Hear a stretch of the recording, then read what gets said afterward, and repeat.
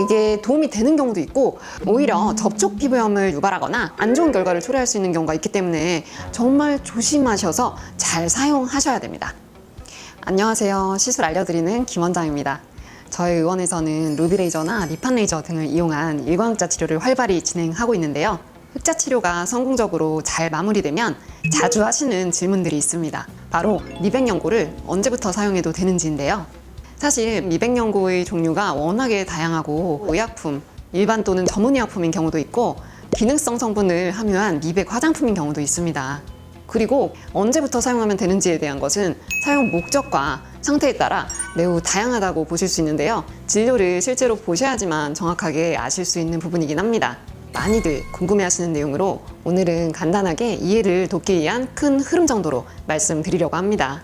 사용하시려는 제품이 시술 전부터 사용하시던 제품인 경우에는 흑자 외의 다른 색소증을 개선하기 위해서 사용하고 계신 경우가 많은데요. 흑자 치료 후 2주 정도 지난 시점에는 듀오덤과 함께 딱지로 변한 흑자 세포가 제거되고 나서 피부 표면이 상피화가 완전히 진행된 상태는 아닙니다. 쉽게 말씀드리면 재생이 다 완결되지 않은 피부가 매우 취약해진 상태라고 보시면 되는데요. 이런 경우에는 불금증을 동반하는 경우도 있고 무언가 외부 물질에 접촉되었을 때 따가운 증상을 호소하시는 경우까지 발생하실 수 있습니다. 이러한 상태에서는 평소 사용하시던 제품이라고 하더라도 잠시 중단하시는 것이 좋습니다.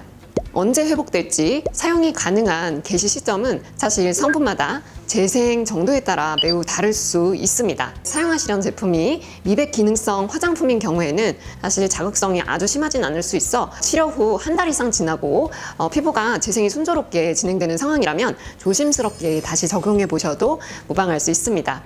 하지만 조금 발랐는데 따가움이나 가려움, 자극감을 느끼시는 경우라면 바로 중단하시고 진료 보시는 게 좋습니다. 하이드로퀴논이나 트레티노인 같은 의약품, 미백 연고인 경우라면요 조금 더 주의가 필요한데요. 이러한 성분들은 정상적인 피부에서 피부의 턴오버 주기를 활성화하거나 멜라닌 색소를 만들어내는 세포에 대한 독성을 가지고 있어 효과를 보는 원리로 작용을 하게 됩니다. 그렇기 때문에 재생이 완료되지 않은 피부에 대해서는 정말 극심한 자극을 일으키거나 접촉 피부염을 유발할 수 있어 최소 2~3달 이상은 피해 주시는 것이 좋습니다. 또 많이들 하시는 질문인데요. 힘들게 치료받은 흑자가 재발할까봐 염려가 되어서 재발 방지 목적으로 사용하면 도움이 될까에 대한 질문들도 많이 하시는 편인데요. 저는 반대하는 편이기는 합니다.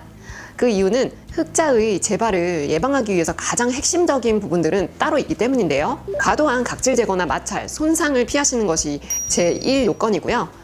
일광 흑자는 자외선에 의해서 촉발되는 것이 기본적인 발생 원리이기 때문에 자외선 차단을 잘 해주시는 것이 가장 중요합니다. 세 번째는 색소 침착 경향성으로 시술 후 회복 경과에 색소 침착이 발생한 경우 이러한 색소 침착을 개선하기 위해 사용하고자 문의하시는 경우인데요. 사실 레이저 치료 회복 과정에서 발생한 색소 침착은 선행된 레이저 치료에 의한 염증반으로 인해 멜라닌 색소가 과잉 생성돼 나타난 결과입니다.